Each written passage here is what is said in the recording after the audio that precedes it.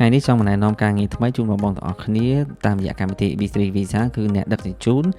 ទំនិញនៅក្រុមហ៊ុន Amazon ក្រុមហ៊ុន Amazon គឺជាក្រុមហ៊ុនមួយធំរបស់សហរដ្ឋអាមេរិកដែលលក់ទំនិញតាមអនឡាញអញ្ចឹងការងាររបស់យើងគឺជាអ្នកបើកបរមានន័យថាយើងត្រូវចេះបើកឡានទៅដាក់ពាក្យបានប្រាក់ម៉ោង$20ជាងក្នុង1ម៉ោងគឺជាប្រាក់ម៉ោងមួយខ្ពស់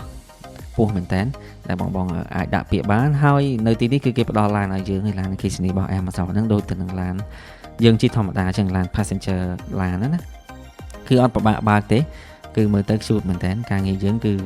ដឹកជញ្ជូនពី warehouse ទៅតាមទីតាំងមួយៗដែលគេកំង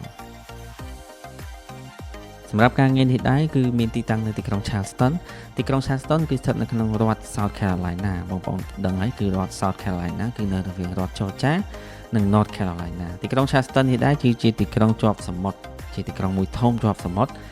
នៅសមុទ្រអាត្លង់តិកនៅខាង East Coast ណាហើយទីក្រុងធំដែរដែលមានការរស់នៅសមរម្យនៅខែត្រជាក់ទីក្រុង Charleston អត់មាន snow ទេខែត្រជាក់អាចចន្លោះ8ទៅ10អង្សាជាងហើយខែក្តៅដូចទៅនឹងប្រទេសកម្ពុជាយ៉ាងចឹង